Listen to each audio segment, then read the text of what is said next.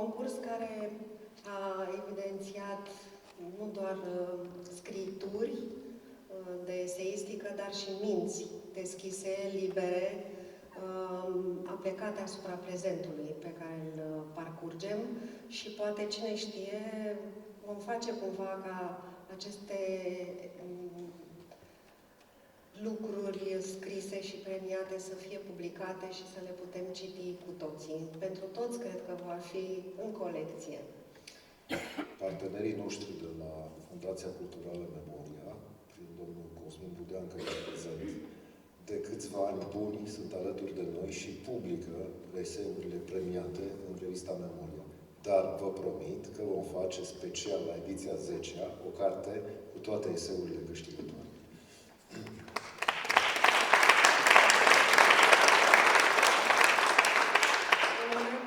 Așteptat de mulți admiratori, un moment pe care Ionuț Gerasimul îl va prefața, este conferința unui om important, autor istoric, un om axat pe analiza cu lupa a ceea ce înseamnă comunism și istoria comunismului și nu numai. Eu aș vrea să-l introduci pe invitatul special al acestei gale și al Fundației Coposu. Este vorba despre istoricul și scriitorul Thierry Volton, cea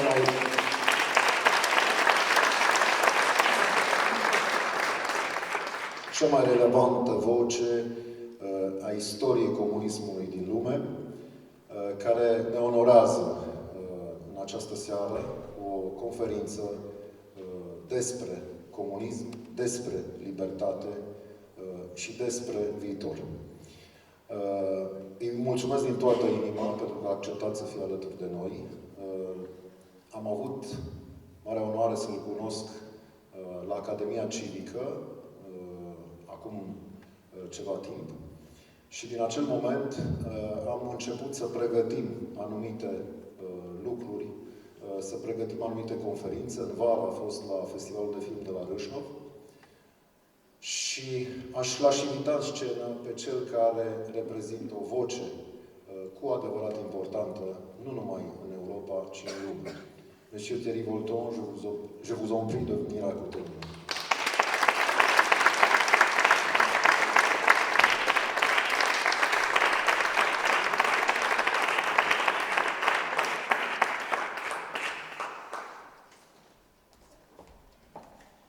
Cher public, d'abord je dois vous dire que je suis excessivement fier de m'adresser devant vous aujourd'hui, pour deux raisons.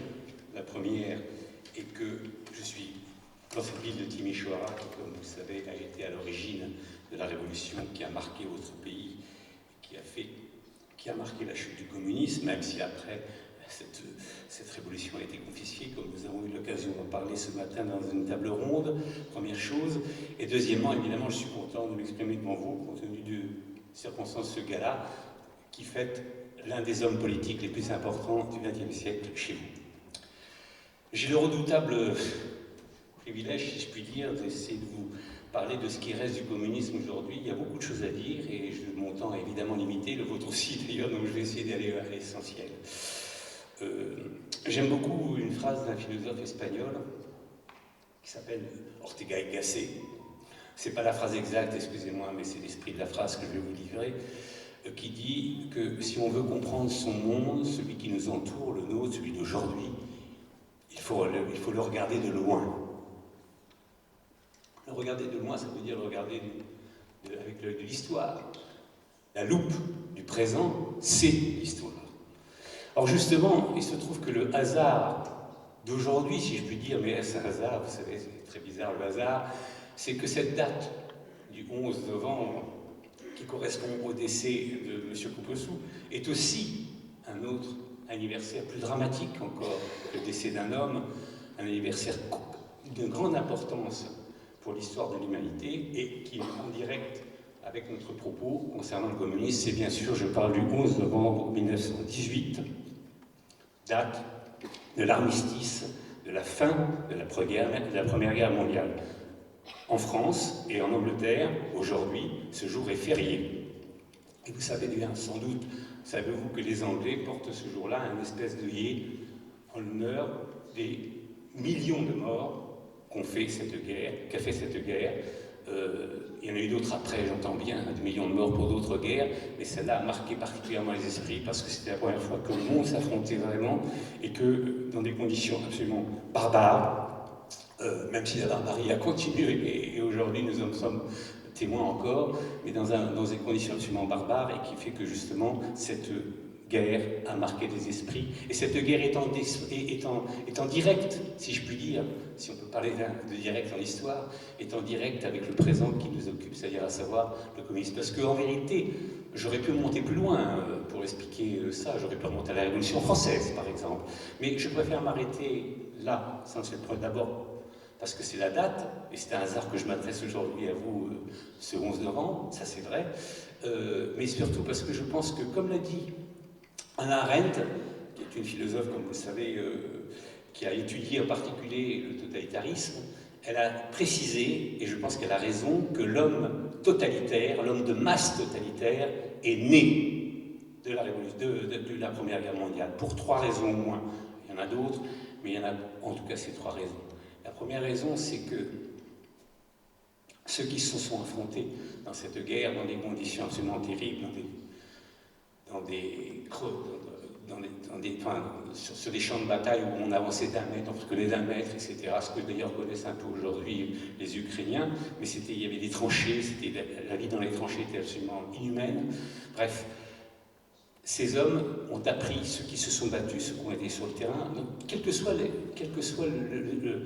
le soldat, j'entends, là je ne parle pas du soldat français, ni anglais, ni allemand, du soldat qui se sont affrontés, des soldats qui se sont affrontés pendant cette guerre, ont appris à obéir à un ordre, aveuglément à obéir à un ordre. Pourquoi je dis aveuglément? Parce que quand on disait à l'assaut, on sortait de la tranchée et on avait une chance sur 2 de mourir. Donc c'était un ordre inhumain quelque part. Hein.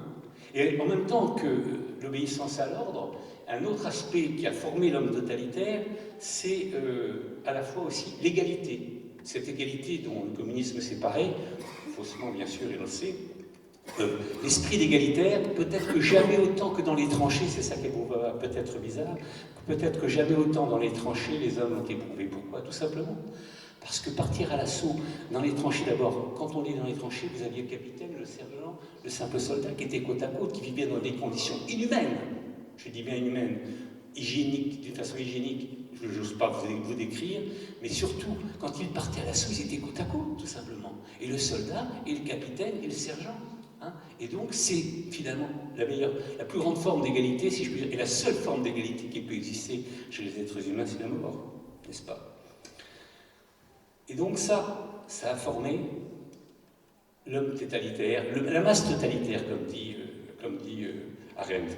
Et évidemment, Arendt qui a particulièrement étudié, je veux dire, plutôt le totalitarisme nazi, le totalitarisme communiste, qui est en vérité premier dans l'histoire, n'est-ce pas, puisque tout commence avec le communisme.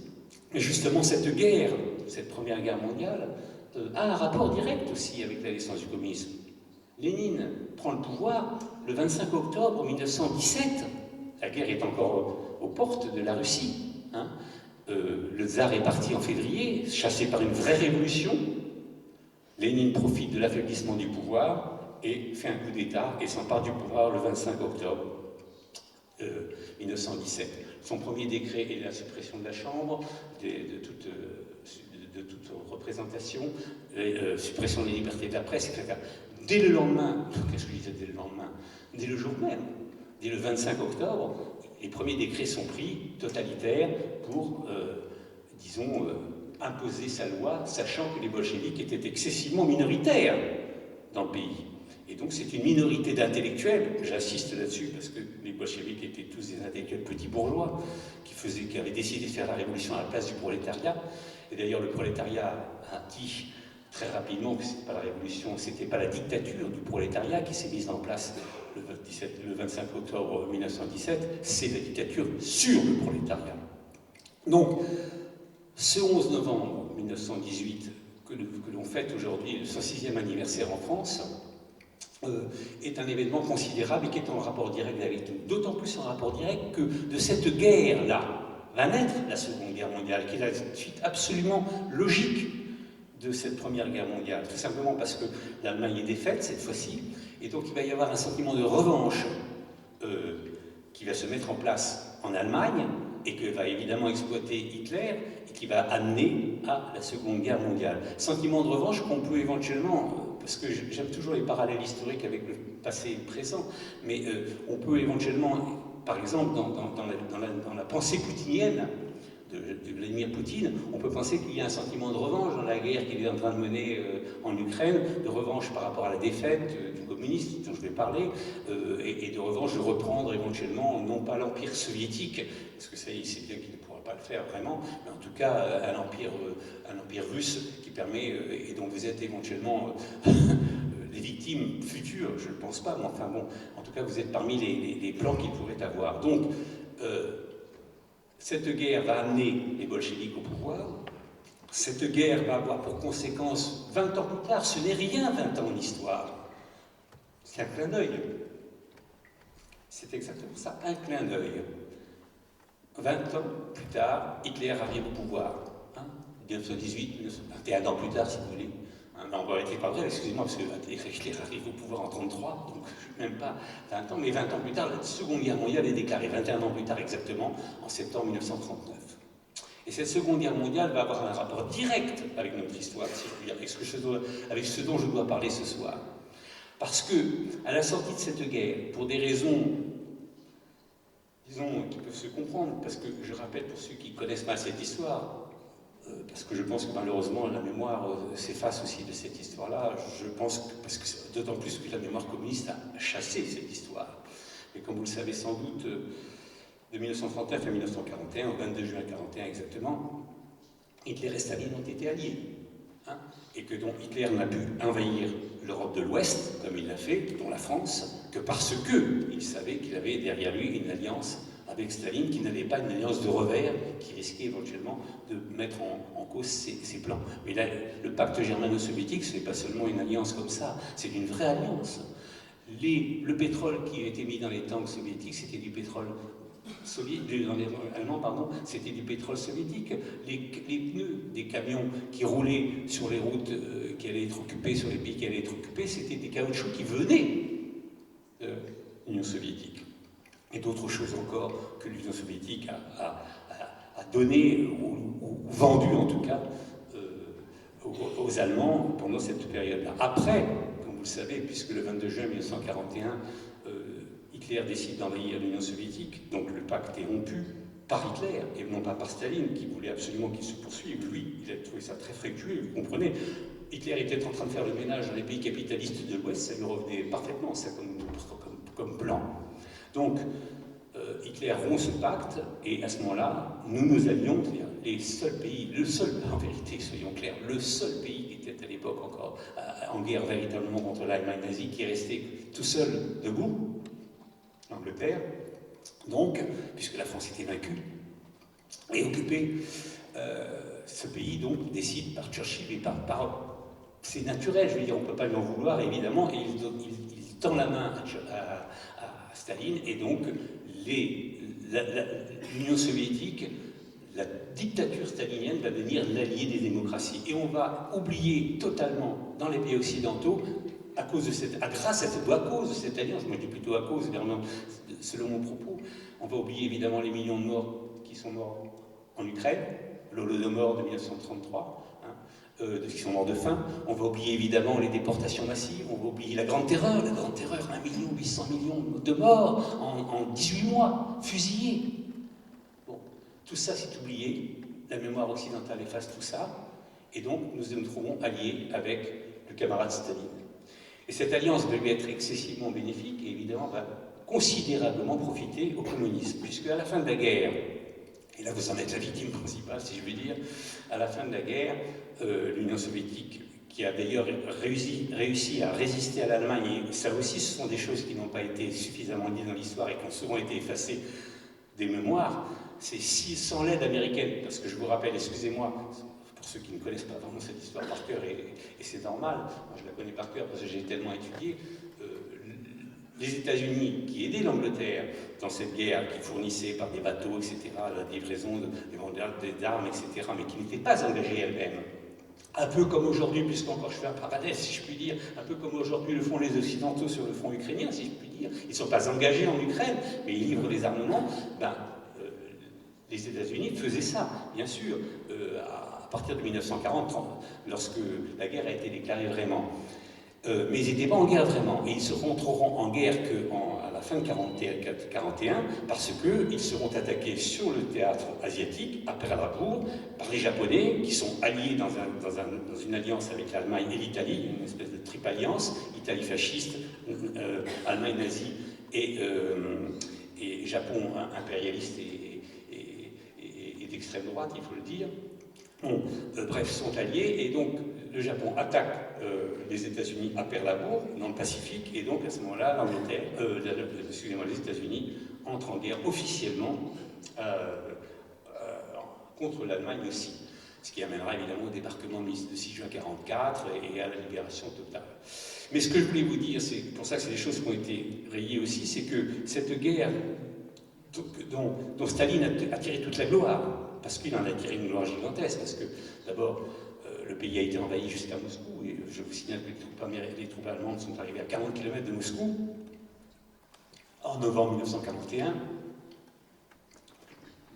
Le régime n'a pas plié, et ils ont réussi à repousser pendant 4 ans l'envahisseur, mais ça c'est aussi, et ça c'est peu dit évidemment, parce que les communistes se sont bien chargés d'effacer tout ça de l'histoire et de la mémoire, ça n'a pas été possible sans l'aide gigantesque des Américains, qui ont fourni les armements, tout ce qu'il fallait, les tanks, les camions, etc., qui ont permis justement à l'armée rouge, à cette glorieuse armée rouge qui va être glorifiée dans le monde après la Seconde Guerre mondiale, à cette glorieuse armée rouge de résister non seulement à l'envahisseur, mais surtout de le repousser jusqu'à Berlin. Heureusement jusqu'à Berlin, parce que le plan était éventuellement d'aller plus loin, mais bon, quand même, ils se sont arrêtés à Berlin parce que les Occidentaux n'ont pas vraiment voulu, quoique, bon, c'est une autre histoire. Bref, à la fin de cette Seconde Guerre mondiale, qui est un héritage encore une fois de sa Première Guerre mondiale, il y a une logique formidable dans l'histoire. C'est pour ça qu'il faut la regarder de loin pour comprendre où est-ce qu'on arrive aujourd'hui. Mais je vais y arriver aujourd'hui, ne vous inquiétez pas. Je finirai cette... Bon, donc à la fin de cette Seconde Guerre mondiale, le prestige de l'Union soviétique est gigantesque. Parce qu'il y a la propagande des communistes qui ont participé effectivement à la résistance. Ils ont participé à la résistance, soyons clairs, à partir du 22 juin 1941. Le Parti communiste français, qui était le parti communiste le plus puissant de l'Occident à l'époque, avec le Parti communiste italien, mais lui, il avait été liquidé par Mussolini, en tout cas, il n'avait pas les mains libres. Le Parti communiste français, par exemple, lors de l'invasion de la France en juin 1940, publie des tracts demandant aux ouvriers français d'accueillir le libérateur allemand. Je vous donne ma parole, je l'ai écrit, c'est un fait historique, c'est pas moi qui l'invente. Donc ils ont voulu même, ils ont essayé de pactiser avec l'occupant, lorsque l'occupant est arrivé à Paris, pour essayer de republier, parce que le Parti communiste avait été interdit, je vous passe les détails, il avait été interdit justement à cause de la guerre, à cause du pacte, puisqu'on pensait que les communistes français étaient alliés à l'Allemagne, de fait, par le pacte de l'Union soviétique. Bref, ils ont même demandé aux Allemands occupants s'ils pouvaient republier l'Humanité, qui est le journal du Parti communiste. Les Allemands n'ont pas accepté quand même. Bon, bref, toujours est-il que la résistance communiste, qui a été effectivement très importante, je n'en dis pas ça en France et même ailleurs, n'a vraiment commencé qu'après l'invasion de l'Allemagne, de l'Union soviétique par l'Allemagne. Bref, tout ça pour dire que, alors, 1944-45, à la chute, à la chute du nazisme, le prestige communiste est gigantesque, et c'est là où tous les intellectuels occidentaux, et je pourrais vous en citer des dizaines et des centaines même, font des articles, des vers, des livres à la gloire du communisme, à la gloire de Staline, du camarade Staline. Il y a des films absolument pitoyables sur justement comment on fête le camarade Staline en France, par exemple. Donc, et puis, comme vous le savez, puisque vous êtes victime de cette histoire, justement, je me répète, Staline a profité de cette guerre pour envahir une partie de l'Europe, et la partie qui vous concerne, la partie de l'Europe centrale et orientale, et à ce moment-là, il va s'instaurer dans tous ces pays-là des régimes communistes. Le rideau de fer va tomber plus tard, enfin, le rideau de fer tombe très vite, mais le mur de Berlin tombe beaucoup plus tard. Bon, bref, et tout ça est bouclé, terminé. Et les Occidentaux ne sont pas très contents, honnêtement, mais ils ne disent pas grand-chose. Il y a des accords qui ont été passés à Téhéran d'abord en 1943, ensuite à Yalta en février 1945, entre Roosevelt, le président américain, Churchill, le Premier ministre britannique, et Staline. Donc il y a une espèce de gentleman agreement qui s'est fait entre ces trois puissances, vainqueurs de l'Allemagne nazie, qui fait que les pays d'Europe centrale et orientale vont rester pendant 50 ans sous la dictature du communisme et sous la dictature soviétique. Donc, cette histoire, oui, donc on est parti de la Première Guerre mondiale et on est quand même arrivé à... On est qu'en 1945. Mais progressons un tout petit peu. De 1945 à 1980, à 1979 exactement, pardonnez-moi, pourquoi 1979 cette date? Parce que c'est le dernier pays qui va être conquis par les communistes, en Afghanistan. En décembre 1979, la mer Rouge rentre en Afghanistan et conforte, non pas instaure, parce qu'il y avait déjà un régime communiste au pouvoir, mais conforte une tendance du Parti communiste, et donc c'est le basculement de l'Afghanistan vraiment dans un régime communiste. Ça ne durera pas très longtemps, parce que les talibans vont 10 ans plus tard, les talibans qui sont toujours au pouvoir maintenant, vont 10 ans plus tard chasser les soviétiques. L'armée rouge va être défaite dans cette affaire. Bon, mais peu importe. Entre donc 1945 et 1991, 26 pays communistes vont naître dans le monde. D'abord vous, hein, soyons clairs, et puis après la Chine en 1949, et puis après vous aurez le Vietnam, le Cambodge, qui vont tomber à cause de la défaite des Français en Indochine. Bon, et puis après, ça sera les terrains africains pendant la détente. Pendant la détente, c'est à ce moment-là, parce qu'à un moment donné, il y a la guerre froide, donc, comme vous le savez, entre l'Est et l'Ouest, mais pendant cette période-là, donc la situation est à peu près gelée, et puis il y a la détente qui se met en place à partir de l'arrivée de Brejnev au pouvoir en 1964, un peu avant avec Khrouchtchev, mais bon, c'est vraiment le discours sur la détente est à ce moment-là, 1964, et à l'ombre de cette détente, c'est-à-dire finalement on appartient au même monde, enfin ce genre de discours de paix qu'on a entendu à cette époque-là, ben, les communistes soviétiques, l'Union soviétique pousse ses pions considérablement, puisqu'il gagne plusieurs pays africains, l'Angola, le Mozambique, la Guinée-Bissau et d'autres encore. Bon, bref, toujours est-il qu'en 1980, en 1979, ça s'arrête à ce moment-là, mais il y a quand même 26 pays au monde qui ont basculé dans le communisme. Mais à ce moment-là, la situation n'est pas très bonne. C'est ça qui est assez paradoxal, c'est qu'à la fois le communisme a progressé considérablement, mais il a aussi perdu de son aura quelque part. Parce que quand même, à partir d'une certaine époque, et ce qui se passe dans les pays d'Europe centrale et orientale n'est pas innocent, et n'est pas innocent, a une importance considérable dans cette prise de conscience sociétale, excessivement tardive, soyons clairs, puisque jusqu'à ce moment-là, en général, les pays occidentaux ne bougeaient pas trop, ne protestaient pas trop sur les arrestations, les déportations, etc. Bon, on fermait les yeux, on détournait le regard. On aime beaucoup faire ça chez les occidentaux en général. Et donc, mais quand même, à l'intérieur de ces pays, chez vous d'ailleurs, entre autres, je pense à Paul Goma, je pense à d'autres personnes, mais je pense surtout bien sûr à la Pologne, Solidarność, je pense à la Tchécoslovaquie, la Charte 77. Je pense à des héros qui sont Václav Havel, qui sont évidemment Lech Walesa, tout ça, ce sont des héros de la liberté. Ça commence à branler dans le manche, si je puis dire. Je vous ai dit que la dernière conquête communiste, c'était 79, mais ça branle dans le manche, à l'intérieur du régime, à partir de 75. Hein, c'est à ce moment-là que la dissidence va vraiment prendre de l'importance. Et tout ça va faire pourrir le régime peu à peu, d'autant plus que le communisme, ça ne fonctionne pas du tout, soyons clairs. Hein. Les gens ne travaillent pas, travaillent le moins possible. Bon, il y a des inégalités gigantesques, enfin tout ça, les gens sont très mécontents. Et puis il n'y a surtout rien dans les magasins. Bon, le paradis communiste, c'est plutôt un enfer.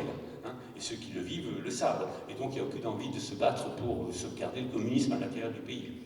En vérité, je fais une petite parenthèse, le communisme n'a survécu que grâce à nous. Quand je dis nous, c'est les Occidentaux. Hein, c'est grâce à nous que ces pays, que ces régimes ont survécu, parce qu'on les a aidés, parce qu'on a envoyé de l'argent, parce qu'on a envoyé des produits, parce qu'on a fait du commerce avec eux, et qu'à partir de là, ils ont pu se maintenir.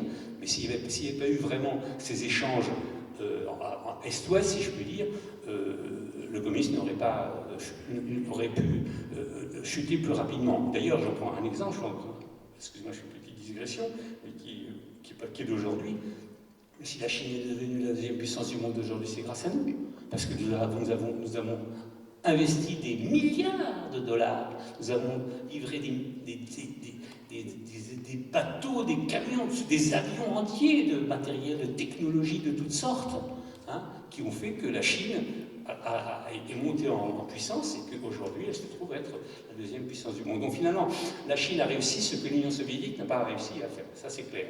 Et là où nous sommes aujourd'hui dans le dur, si je puis dire, parce que notre ennemi aujourd'hui, c'est plus notre vrai ennemi aujourd'hui, c'est plus l'Union soviétique qui n'est plus là, c'est même pas M. Poutine, et j'y viendrai, mais c'est vraiment M. Xi Jinping. Ouais. Notre responsabilité, je tiens beaucoup à parler de la responsabilité des Occidentaux, d'abord parce que j'ai le droit, j'appartiens à ce camp-là, si je puis dire, donc je peux me permettre de critiquer mon camp, plus que vous, qui pourrait vous accuser de jalousie, par exemple. La responsabilité des Occidentaux, lorsque le communisme a chuté, d'abord dans les pays d'Europe centrale et orientale, donc dans les années 88-89, amorcé bien sûr, ne l'oublions pas, en vérité par les grèves en Pologne, hein, par Solidarité, qui a donc joué un très grand rôle dans cette espèce de déliquescence du système en Europe centrale et orientale. Nous avons, quand le mur est tombé, par exemple, le 9 novembre, vous voyez, c'était il y a 2 jours, on fêtait le 35e anniversaire de la chute du mur de Berlin. Donc j'étais aussi content de venir ici parce que dans le cadre de cet anniversaire, c'était important. Donc il y avait à la fois le 9 novembre 1981, chute du mur de Berlin, et le 11 novembre 1918, armistice de la Première Guerre mondiale. Donc nous avons assisté à ça en spectateurs. Croisant les bras, bon voilà, ça se casse la figure, bon alors bien sûr on était contents, on était solidaires, il y a eu des articles, il y a eu M. Rostropovitch, mais M. Rostropovitch, pour ceux qui ne le savent pas, c'est un violoncelliste russe. M. Rostropovitch, bien sûr, est venu au pied du mur de Berlin et a joué les cantates de Bach. C'était un formidable moment. Mais d'une façon générale, nous avons assisté à ça. Quand je dis nous, c'est toujours le camp occidental, je précise. Nous avons assisté à ça en spectateurs. Bon.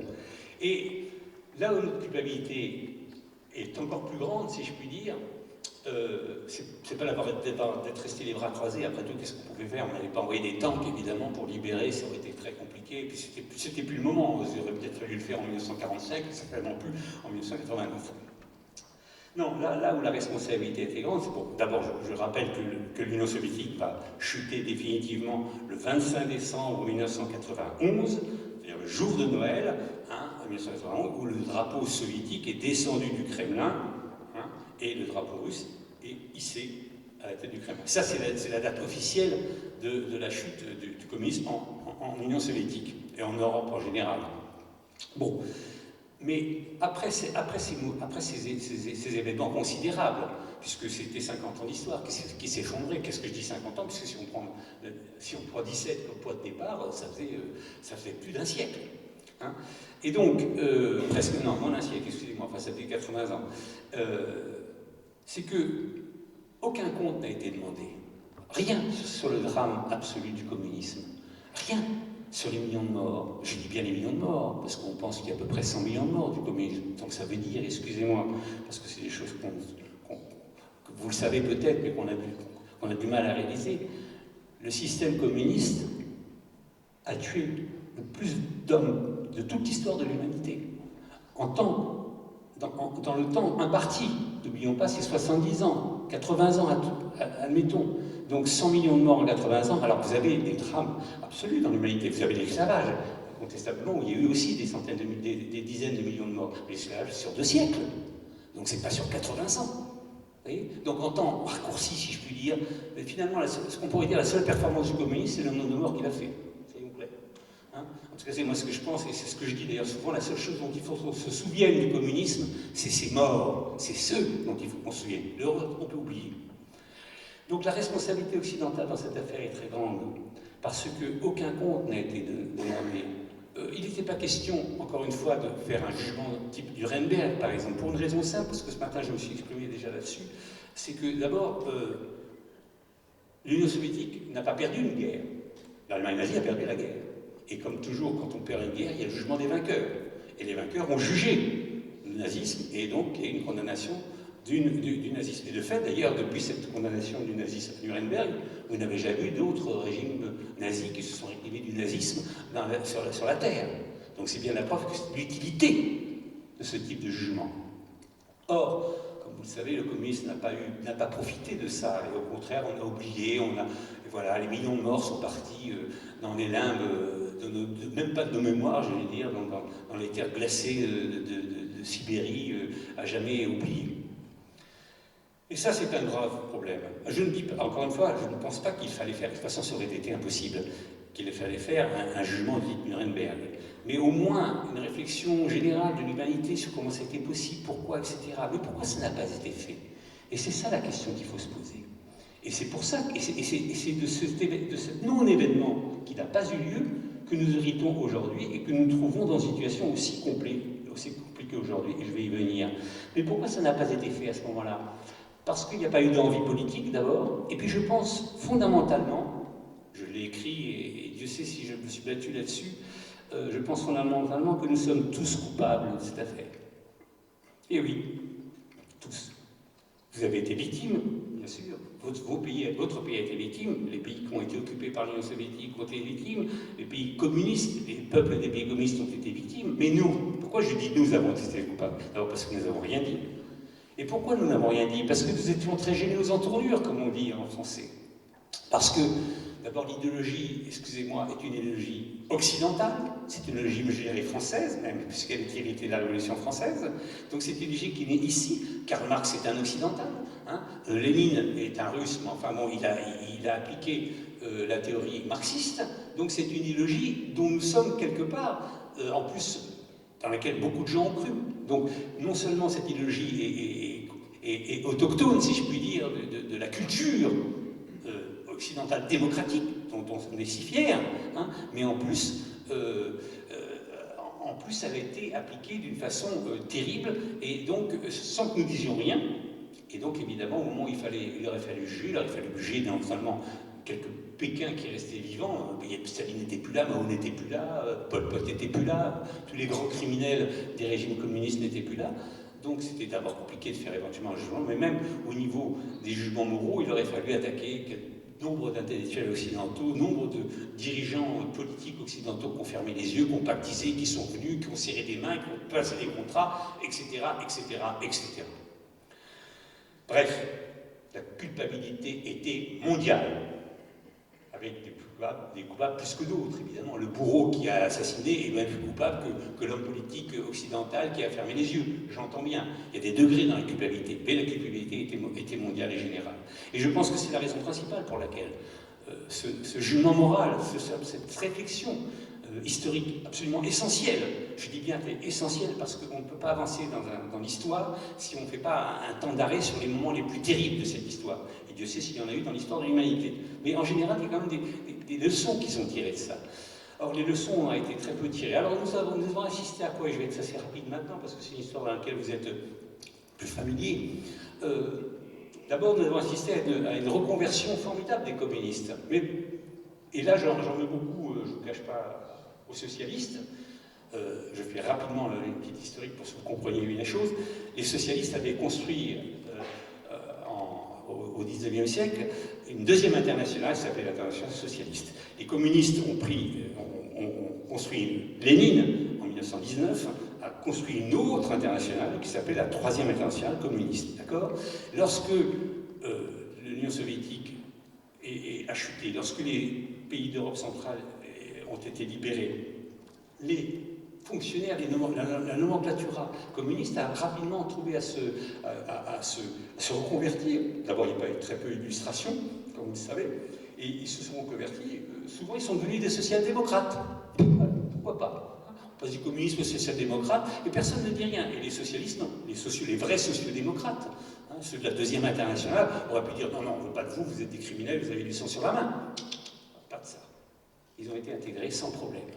Donc il y a une grande responsabilité morale de ce côté-là, si je puis dire, en tout cas des socialistes. Bon, et puis nous avons laissé ces pays, excusez-moi, on n'a pas vraiment tendu la main, bien sûr qu'on a tendu la main, ne soyons pas si catégoriques que je le suis, mais de fait, nous n'avons pas fait un plan Marshall comme on aurait dû faire, un plan Marshall comme les Occidentaux qui ont été occupés par l'Allemagne nazie ont profité d'un plan Marshall après la Seconde Guerre mondiale pour se reconstruire. Bon, nous avons, bien sûr, nous avons envoyé de l'argent, nous avons envoyé des conseillers, etc. Puis nous avons fait un peu la fine bouche en disant, finalement, est-ce que c'est un peu vraiment démocratique? Est-ce que vous voulez rentrer dans l'Union européenne? Mais il faut reconnaître des crimes qui ont été commis à droite et à gauche, pas des crimes communistes, j'entends bien, hein, ceux-là, ils étaient oubliés par l'histoire, mais d'autres. Je parle particulièrement du crime nazi, parce qu'évidemment, il y a eu ici, ne le cachons pas, il y a eu ici et la Roumanie entre autres, il y a eu aussi ici de l'antisémitisme, hein, soyons clairs. Donc, tout ça, on vous a demandé de le reconnaître, pas à vous bien sûr directement dans cette salle, mais en tout cas au gouvernement, à vos représentants. Et donc, après avoir passé cet examen de passage, bien sûr, contre la corruption aussi très nécessaire, et ça n'a pas suffi parce que vous restez des pays très corrompus quand même, et contre d'autres facteurs d'état de droit qui vous a été demandé, on vous a demandé de passer un examen, si je puis dire. Mais il fallait d'ailleurs le faire, j'entends bien, ça c'était même logique. Hein, mais il aurait fallu en même temps qu'on passe que vous demandez cet examen, il aurait fallu aussi vous tendre un peu plus la main, peut-être, et peut-être que vous auriez été plus rapide. Quand je dis vous, c'est tous les pays d'Europe centrale et orientale, c'est pas les Roumains, bien sûr, dont je parle spécifiquement, mais je parle bien sûr aussi des Russes, qui ont particulièrement souffert du communisme. Donc, peut-être que vous auriez pu vous en sortir un peu plus rapidement. Alors, ce qui était le pire, évidemment, c'est ce qui s'est passé en Russie, pardon, excusez-moi. Bon, Helsinki était un brave bonhomme, sans doute. Il était membre du Parti communiste, n'oublions pas, il avait démissionné, il avait été exclu, d'ailleurs plus exactement à un moment donné, par Gorbatchev, mais il était devenu, je crois qu'il croyait sincèrement à pouvoir éventuellement démocratiser la Russie. Mais bon, c'était un personnage assez faible, alcoolique, fantasque, un peu Trump, si je puis dire, quoique toi t'es pas alcoolique à ce que ça. Bref, un personnage un peu instable, etc. Bon, il n'a pas su, évidemment, et puis surtout, personne n'a aidé la Russie à ce moment-là, et ça a été une foire d'empoigne, ça a été terrible. Il y avait 350 morts par an par la mafia, par des mafias, il y a eu une prise de pouvoir gigantesque d'une oligarchie qui s'est servie de pétrole, le nickel, etc., etc. Ça a été vraiment le Far West, exactement le Far West, hein, des années 1850, même avant, début du XIXe siècle aux États-Unis, à coup de revolver, boum boum. Hein. Bon, donc, nous avons laissé la situation se pourrir, et puis, il y en a un qui a ramassé le paquet, si je puis dire, pas un, parce que ce personnage à l'époque n'était rien du tout. Vladimir Poutine. Vladimir Poutine était une marionnette quand il arrive au pouvoir. Il était l'homme, il était l'expression d'un système, qui était le système des sécurités. Et j'ai toujours dit que dans le système communiste, et on le voit d'ailleurs en Chine aujourd'hui, qui reste un pays communiste, l'ossature du système, c'est les services de sécurité. Donc, si le système s'effondre, il reste le squelette du système. Le squelette du système, c'est les services de sécurité.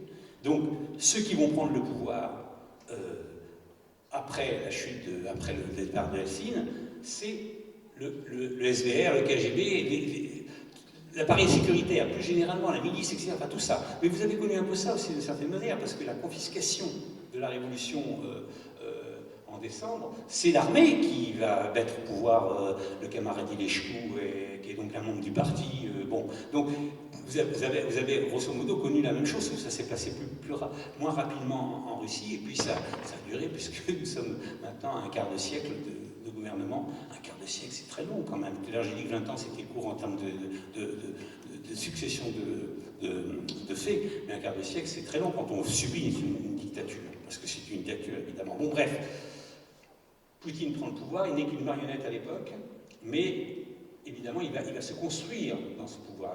Vous savez, il y a une image formidable, moi, que je garde dans l'esprit, c'est Poutine qui est élu, parce qu'il est élu quand même, hein, n'oublions pas, le 20 janvier 2000, il est élu à 52% des voix, un score qu'il n'en retrouvera plus jamais, puisque après on est à 90% des scores soviétiques, je dirais. Bon, il est élu, et quand il arrive dans le Kremlin, il y a un cérémonial classique du Kremlin avec la salle Saint-Georges, qui est la grande salle du Kremlin, les portes qui s'ouvrent, les gardes qui sont comme ça au garde à vous, bon bref. Et Poutine, si vous regardez ces images qu'on peut encore voir, Poutine est un tout petit garçon à ce moment-là. C'est l'histoire qui l'écrase, l'histoire l'écrase, l'histoire de son pays l'écrase. Mais cet homme va savoir profiter de ce moment, avec bien sûr tout son entourage, pour imposer sa dictature et repartir à la conquête, éventuellement, d'un certain empire. La deuxième erreur que nous avons faite, c'est la troisième erreur, parce que la première erreur, c'est de ne pas avoir aidé les pays d'Europe centrale-orientale. La deuxième erreur est d'avoir, en tout cas, permis l'arrivée de Poutine. On ne pouvait pas forcément s'opposer à l'arrivée de Poutine, j'entends bien, mais on pouvait en tout cas penser que cet homme allait nous créer de vrais problèmes. J'ai personnellement écrit un livre qui s'appelle Le KGB au pouvoir, que vous trouverez d'ailleurs en roumain, que j'ai écrit en 2008, qui est paru en 2008, ça veut dire que je l'ai écrit en 2007, parce qu'il y a toujours un moment entre la publication et l'écriture, dans lequel je prévois grosso modo ce qui va se passer, et la dictature qui s'est mise en place, et bien sûr le pouvoir total qui se met en place avec les oligarques qui sont ses complices. Bon, donc tout ça a été prévisible, je ne suis pas plus intelligent qu'un autre, hein. J'observe simplement les choses en connaissant un peu le système. Bon, donc tout ça a dégénéré et fait que nous avons aujourd'hui le camarade Poutine qui est à vos portes, hein, puisque on n'est pas très loin, excusez-moi, hein, vous êtes à quelques centaines de kilomètres, et même pas beaucoup de centaines de kilomètres en tout cas, les Russes sont là, l'armée russe est là. Mais le pire encore, et j'aurai fini bientôt là-dessus, le pire, ça a été notre attitude vis-à-vis de la Chine. Parce que ça va nous coûter beaucoup plus cher que le camarade Poutine, à moyen terme. Je ne dis pas à long terme, je dis à moyen terme. C'est ça qui est terrible, si vous faites attention aux mots. Pourquoi? Parce que, en deux mots, la Chine est sortie du maoïsme en 1960. Mao est mort en 1976, d'accord? Le pays qui sort de la dictature maoïste est un pays exempt. Oui, exempt parce qu'il est passé par la grande famine du Grand Bond en avant, où il y a grosso modo 50 millions de morts. Il est passé par la révolution culturelle qui a été une guerre civile généralisée, où ils se sont entretués entre eux, sur ordre du pouvoir, j'entends qu'ils voulaient éventuellement bien sûr reprendre le pouvoir, parce que Mao voulait reprendre le pouvoir, parce qu'il avait été un peu mis de côté à cause de la famine dont je vous ai parlé. Bon, toujours est-il que lorsqu'il meurt, mais la Chine est à plat, elle est dans une misère qu'elle n'a jamais connue. Même à l'époque, pourtant, pas glorieuse, d'avant, du début de la fin du XIXe siècle, où les empires occidentaux ont pris les richesses, parce que nous sommes pas mal servis en Chine, nous sommes aussi assez responsables hein, dans cette histoire, encore une fois. Bon, toujours est-il que le Parti communiste chinois, qui va étudier de très près le phénomène soviétique, pas tout de suite, puisque le phénomène soviétique, le phénomène gorbatchevien, pardon, excusez-moi, Gorbatchev arrive au pouvoir, pour que vous compreniez bien la démonstration, arrive au pouvoir en 1985, d'accord, et l'Union soviétique, je vous le répète, disparaît en 1991, donc ça dure 6 ans, pas beaucoup 6 ans, mais il va se passer quand même beaucoup de choses. Il va vouloir séduire les Occidentaux pour obtenir de l'argent, donc la perestroïka, la glasnost, etc.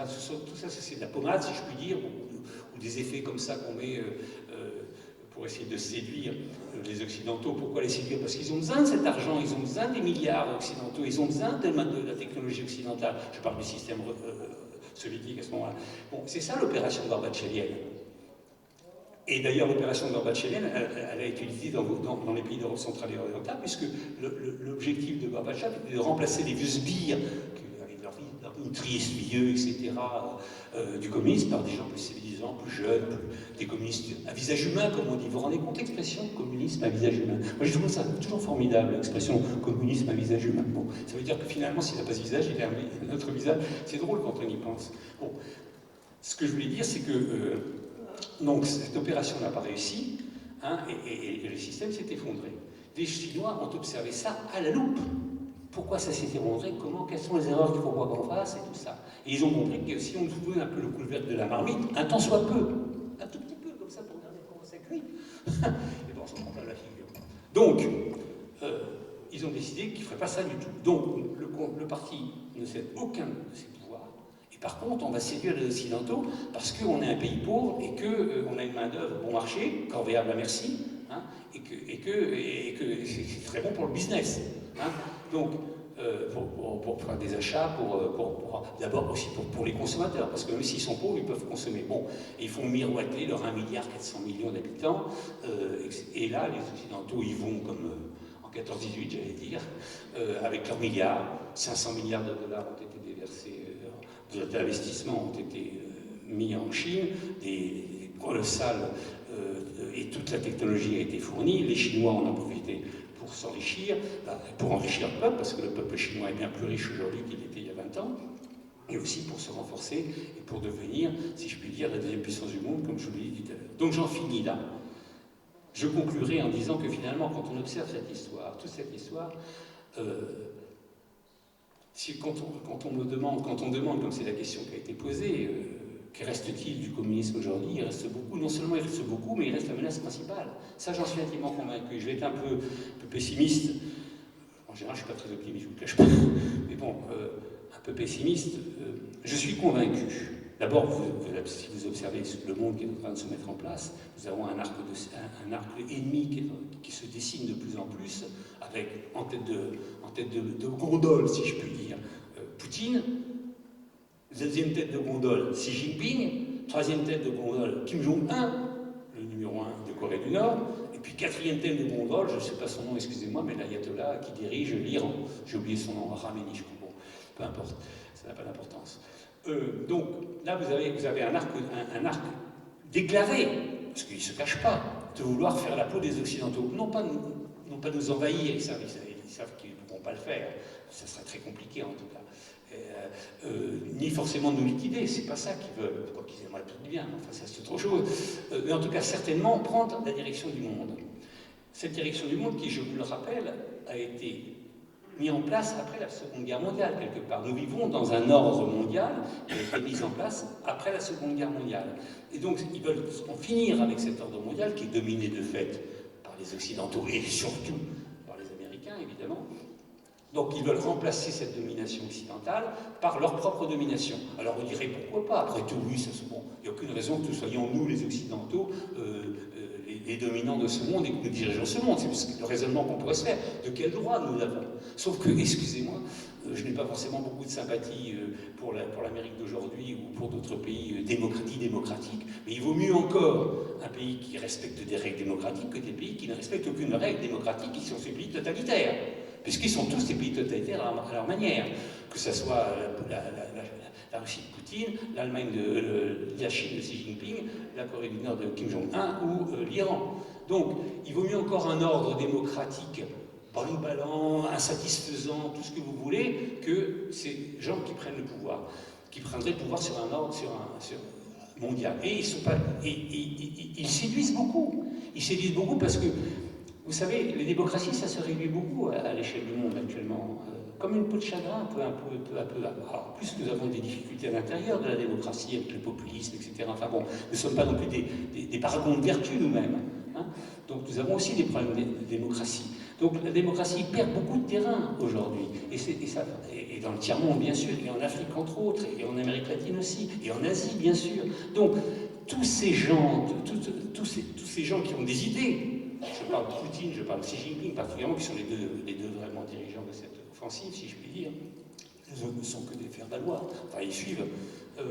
Eh bien, ils séduisent beaucoup dans certains pays. Et de plus en plus, dans les assemblées, dans la constitution des puissances qui se mettent en place, ils prennent du pouvoir, si je peux dire, incontestablement. Ils seraient fous et aveugles de ne pas le voir.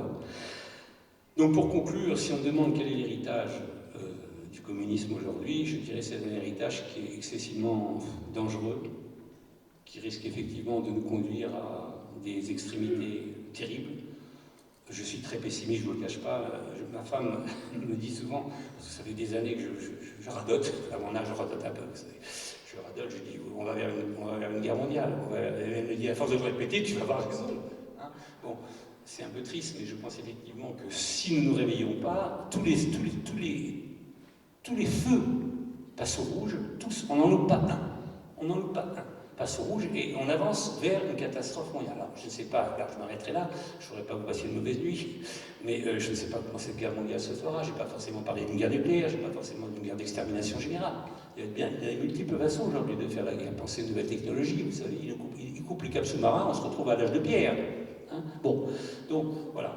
Donc l'héritage du communisme est considérable, il est sur nos épaules et il est malheureusement devant nous. Je vous remercie.